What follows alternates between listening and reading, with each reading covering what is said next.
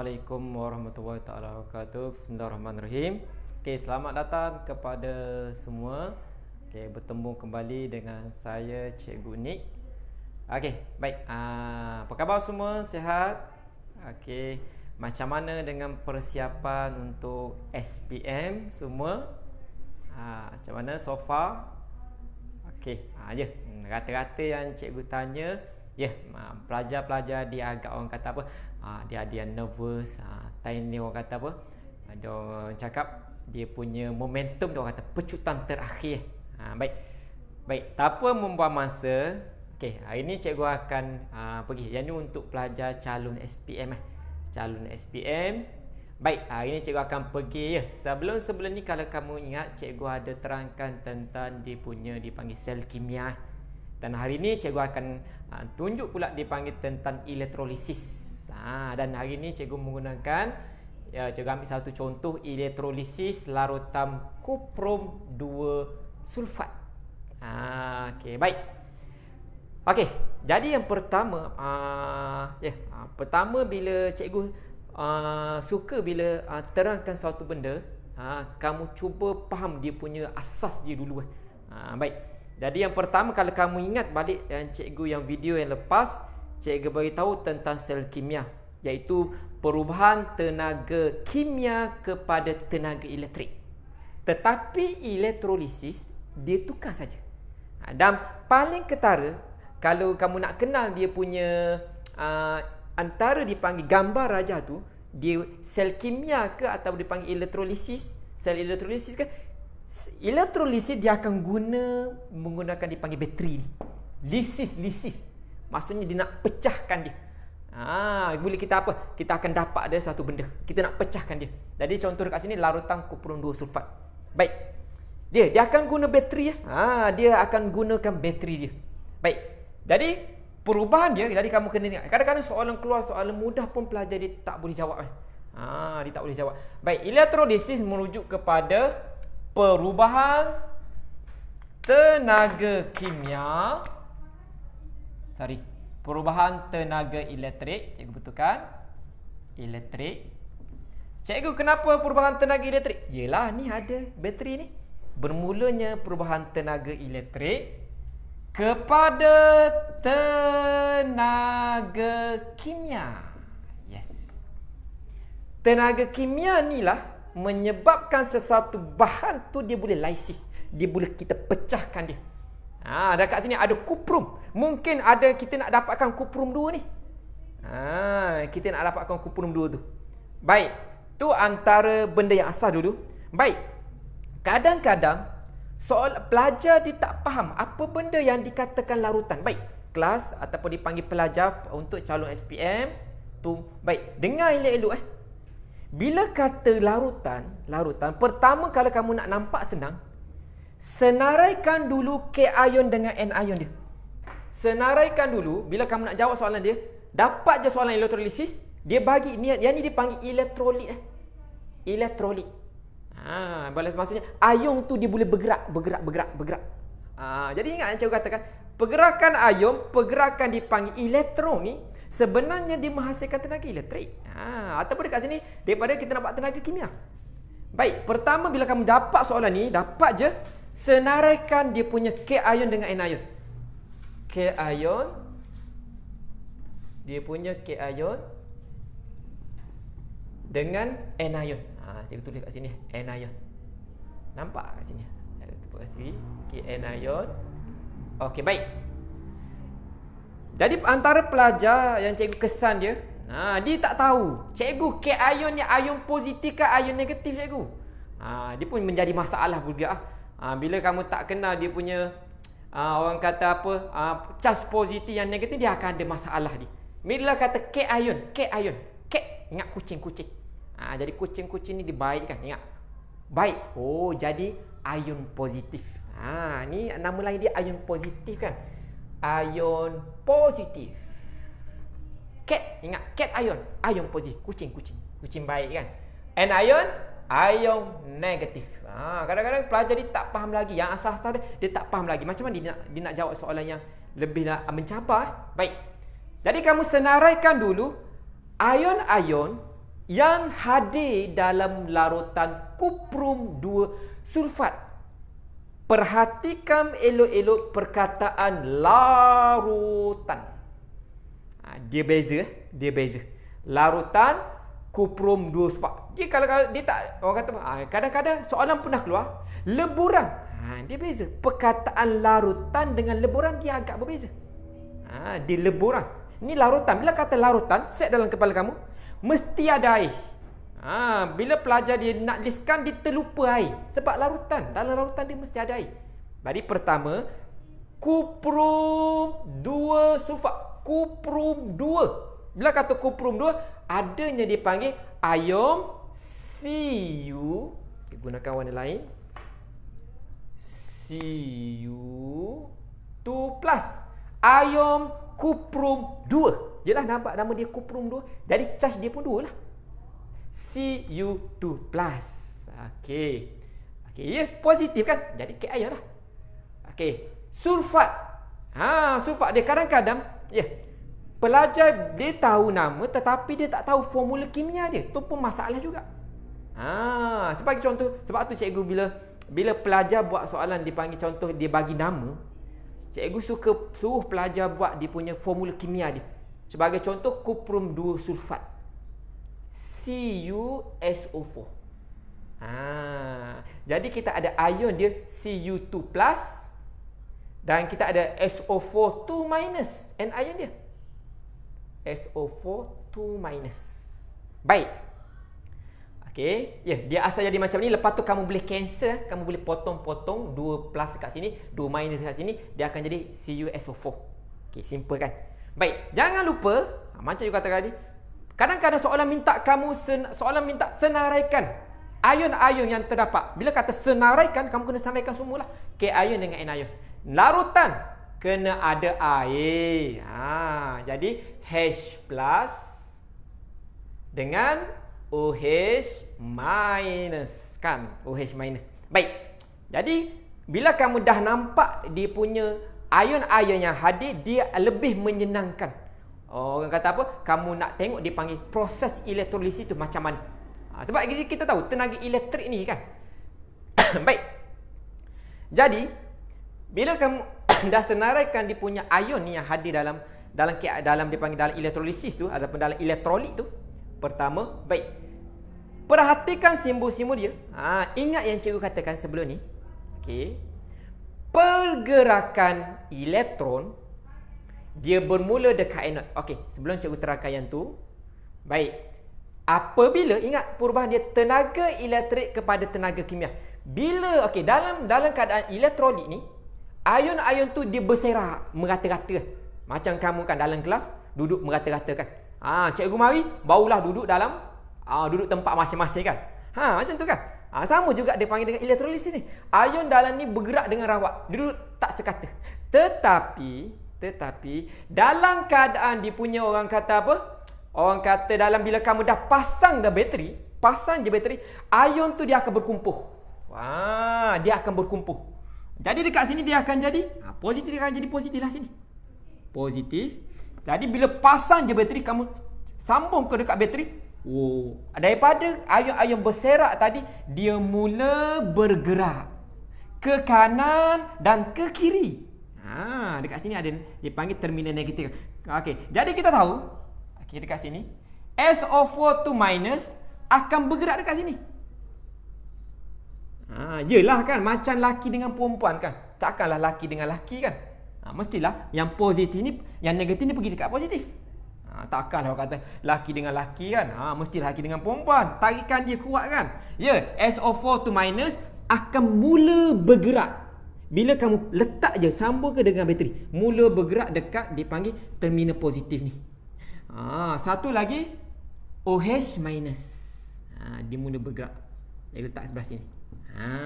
Dekat situ. Baik. Okey, nampak kan dua ni?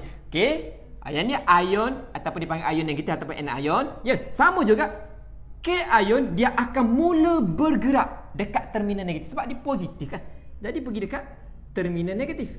Jadi Cu2+ dengan H+. Dia mula berkumpul dipanggil dekat sini kan. Dipanggil dekat elektrod tu kan. Sebab dia punya bertindak balas sebagai dipanggil terminal negatif. Dia akan berkumpul dekat situ. Okey, baik. Dah dapat dekat situ, at least kamu dah dapat gambaran. Baik. Jadi, kita tahu pergerakan elektron bermula di anode. Ingat, elektron tu mula dekat anode. Jadi dekat sini mana anode dia? Dekat sinilah. Starting dia dekat sini. Bukan sebelah sini, anode. Dekat sini anode terminal positif. Jangan keliru dengan sel kimia. Jangan keliru. Ramai pelajar yang keliru. Sebab macam juga katakan, ingat je, pergerakan elektron dia mula dekat anode. Tak kisahlah dekat sel kimia ke, dekat sel elektrolisis, bermula dekat anode. Jadi anode dekat sini. Positif dia. Okay, dia mula dekat sini. Baik, macam mana dia nak jadi ni? Mesti ada tindak balas dia kan? Okey, persoalannya kalau kamu tengok dekat sini, ada dua. Ion hydrogen minus dengan SO4 2 minus. Jadi cikgu nak ambil yang mana satu? Ya, untuk sebab kamu tak payah pening, tak payah ambil SO4 ni. Confirm OH minus ni. Dia akan mengalami dipanggil, dia akan dipanggil mulakan tindak balas dia. Dia akan mulakan tindak balas dia. Okey, tengok sini. Jadi OH minus. Okey, jap cikgu ambil dekat sini. Okey, dia mula dekat sini. Jadi kita nak buat persamaan dekat anode ni. Dekat anode, persamaan dia OH minus. Okey. Cikgu dia nak jadi apa? Cikgu saya tak tahulah cikgu ni OH minus ni dia nak jadi apalah cikgu. Okey. Ingat, OH minus kena ada O2. O2. Okey. O2 ni apa? Oksigen kan? Sebab oksigen ni dia dalam keadaan dua atom. Dia tak akan duduk sorang-sorang. Nampak je OH, oksigen. O2 tambah dengan H2O. Sebab ada hidrogen kan, mesti jadi air. H2O. Persamaan dia. Jadi persamaan dia. Okey cikgu. OH minus ni dia akan mengalami. Okey, perasan kat sini. Okey, kita tak habis lagi dia punya persamaan dia. Okey, kita nak tengok dia punya seimbang dia. Okey, kalau kamu tengok dekat sini, jadi hidrogen sebelah sini ada 2. Okey, oksigen sebelah sini ada dipanggil ada 3. Jadi cikgu tambah dekat sini sebab cikgu nak buat persamaan seimbang. Okey, cikgu nak buat persamaan seimbang.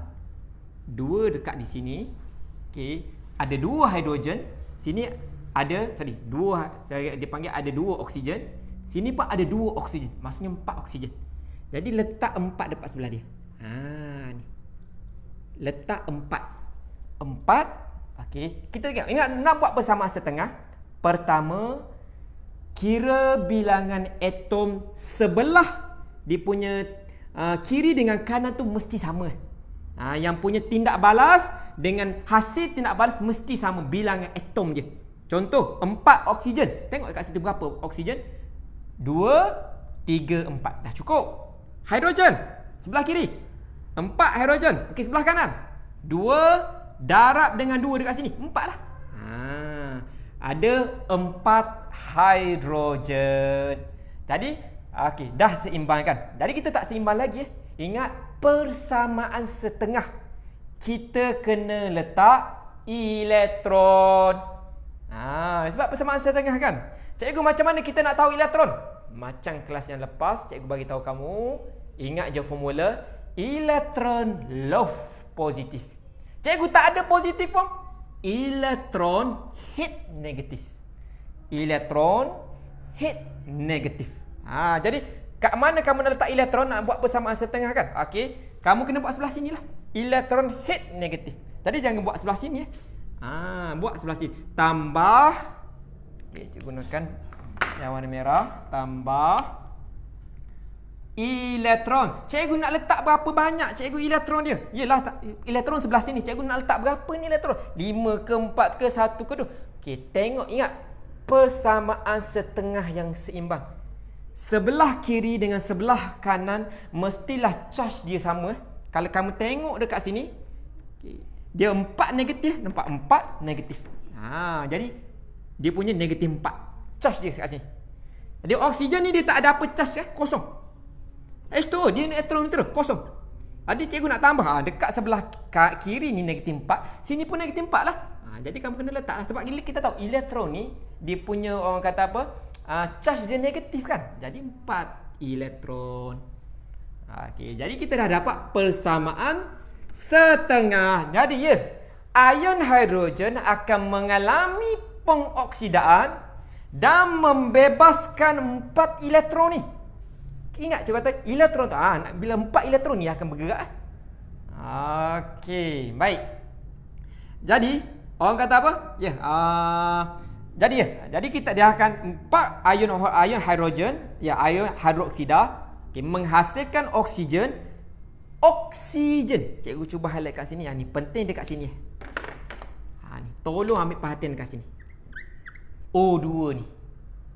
Okey, jadi dekat anod akan adanya penghasilan oksigen. Ni yang kamu bernafas ni, oksigen kan. Maksudnya dekat terminal positif ni kamu akan nampak bubble. Pasang je bateri, nampak naik dia apa, gelembung-gelembung udara. Apa benda tu gelembung tu? Naik gelembung-gelembung. Dia naik kat sini kan. Bukan naik kat tu, dia naik kat atas lah. Dia naik kat sini. Okey. Dia naik. Okey, dia naik gelembung-gelembung. Cikgu, gelembung apa ni saya tak tahu. Tengok persamaan setengah. Kadang-kadang soalan dia akan beritahu. Berikan pemerhatian yang berlaku dekat terminal positif ataupun dekat anod. Okey. Jadi tak nak, kalau kamu nak tahu, kena buat persamaan setengah. Baru kamu nampak. Jadi oksigen ni tak dipanggil gas yang tidak berwarna. Dan kalau soalan minta kamu nyatakan sifat dia, gas yang tak berwarna yang menyalakan kayu uji yang menyala. Dipanggil berbara, menyalakan kayu uji berbara. Contoh, dalam dipanggil tabung uji ni ada gas oksigen. Okey, kamu ambil kayu uji berbara, masuk. Dia akan menyala. Itu salah satu sifat dia lah, gas oksigen. Baik. Jadi dia akan jadi dekat sini akan mengalami dipanggil pengoksidaan dia, menghasilkan dipanggil oksigen. Dipanggil gas oksigen, bubble. Naik bubble kan. Baik. Okey. Seterusnya dekat sini pula. Okey. Jadi dia akan, elektron tu dia akan bergerak kan. Jadi bukan dekat situ kan. Bukan sini. Jadi okey. Jadi dekat sini akan ada dihasilkan dipanggil elektron. Jadi dekat sini oksigen kan dihasilkan. Dekat sini juga adanya dipanggil 4 elektron. Elektron tu dihasilkan dekat sini. Ni pergerakan dia. Elektron dihasilkan. Jadi elektron tu ada dekat sini. Jadi persoalannya sampai dekat terminal dipanggil kata ni terminal dipanggil negatif ataupun dipanggil katot. Dekat mana? Siapa yang akan terima 4 elektron ni? Ataupun elektron lah. Cikgu letak elektron lah. Senang sikit. Okey. Siapa dia tempat dia? Melalui dipanggil tindak balas persamaan setengah dipanggil ion hidroksida menghasilkan 4 elektron membentuk oksigen gas, bubble dia kat situ. Okey, elektron ni dia tak akan duduk saja-saja, dia akan bergerak. Jadi persoalannya, ion mana yang akan dipilih? Ion mana yang akan dipilih antara ion hidrogen ke ion kuprum 2 ion? Ion kuprum 2. Cikgu, macam mana kita nak tahu cikgu siapa yang terima elektron ni? Ingat, nak tahu kamu tengok yang paling bawah sekali dalam siri elektrokimia. Tak ada cara lain. Ni antara dalam elektrolis ni, kalau bab redox ni, pertama dalam kepala kamu tu kena dah hafal dah dia punya siri elektrokimia. Macam mana cikgu siri elektrokimia? Okey, jom kita senaraikan. Okey, kita senaraikan dekat sini. Cikgu guna warna hijau. Okey, sebab kita tak tengok. Ingat, yang kedudukan dalam siri elektrokimia yang paling bawah, dia itulah yang akan menerima elektron. Baik, kita senaraikan. Buat aje. Kalau ada yang orang setengah orang tu dah ada lagu dia kan. Macam-macam lah. Kalau dah ada tak apa. Kalau tak ada, ikut cara cikgu ni. Kalau nak kahwin mesti ada zakat fitrah supaya perempuan hidup cukup. Nampak kat bawah ni. Ni. Kalau nak kahwin mesti ada zakat fitrah supaya perempuan hidup cukup. Bawah sekali tu ada satu lagi, aman. Argentum Aegis. Cikgu tak muat tulis bawah tu. Baik. Jadi perhatikan kedudukan dia. Cikgu yang ni ayun sama Yang ni ayun. Dia ni dalam bentuk dipanggil atom neutral dia. Dia ada dalam bentuk ayun juga, sama juga. Tengok kedudukan yang paling bawah je. Okey, tengok hidrogen dan tengok kuprum. Yang mana paling bawah? Ya, nampak tu. Supaya perempuan hidup cukup. Cu tu bawah lagi. Jadi Cu tu lah, ion kuprum 2 lah yang akan menerima elektron. Sebab dalam siri elektrokimia dia yang paling bawah. Dia jadi lebih senang, orang kata lebih senang dia menerima elektron. Sebab yang paling atas kali ni dalam siri elektrokimia ni, dia lebih senang nak mendermakan elektron. Dia nak mendermakan elektron. Yang paling bawah dia lebih senang nak menerima elektron. Atas tu dia nak menderma, yang paling atas. Yang paling bawah tu dia lebih senang nak menerima elektron. Okey, jadi kita dah tahu kan. Jadi ingat dia akan ada pemilihan. Macam kamu lah, ada 100. Adik kamu 2 orang. Satu yang paling kecil, satu lagi yang satu 6 bulan, satu lagi yang umur 1 tahun. Nak bagi mana satu nak bagi mana tu? Nak bagi yang ni lebih ke nak bagi sama banyak ke macam mana? Kan ataupun nak bagi adik kamu yang semua sekali. Tu pun macam. Maksudnya ada pemilihan dia. Sama juga kat sini. Ada pemilihan cation. Ada pemilihan cation. Pertama berhati-hati dekat katok ni. Jelah kalau dekat sini akan jadi anode. Okey, kat sini akan jadi katot. Berhati-hati dekat katot. Ramai pelajar ni dekat katot ni disalah. Sebab dia rasa, cikgu hidrogen lah cikgu. Mesti akan hasilkan hidrogen ke? Salah lah. Mesti base kepada siri elektrokimia. Tak ada cara lain. Kena hafal. Kena hafal. Baik. Kita dah tahu dah. Cu2+.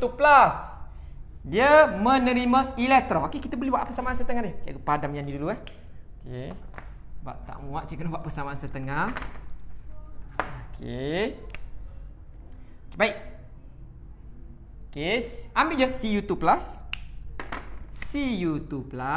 Cikgu tulis kat sini Okey, 2+. Menerima elektron. Sebab cikgu elektron dekat sebelah kanan ke sebelah kiri.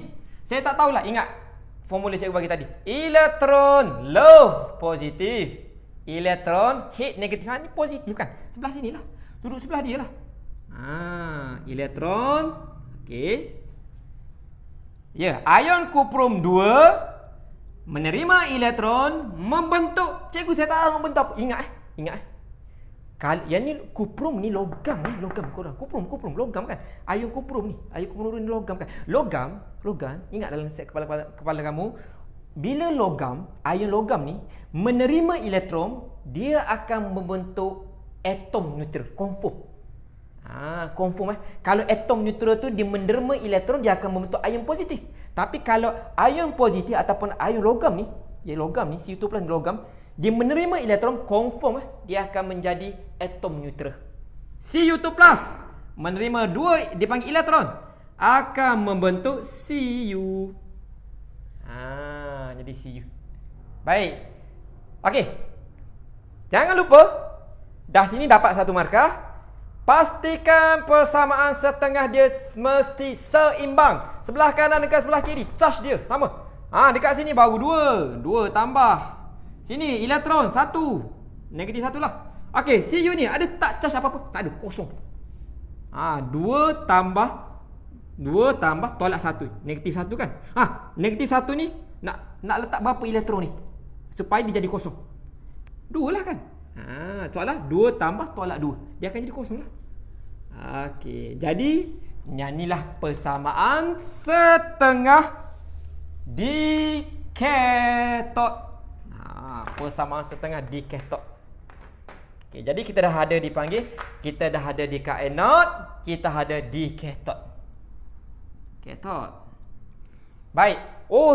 Cikgu kata tadi yang ni Cu atom orang kata atom neutral ni. Logam neutral ni kan kuprum. Maksudnya akan ada dipanggil bukan mendakan, macam dia terenak dia terenak.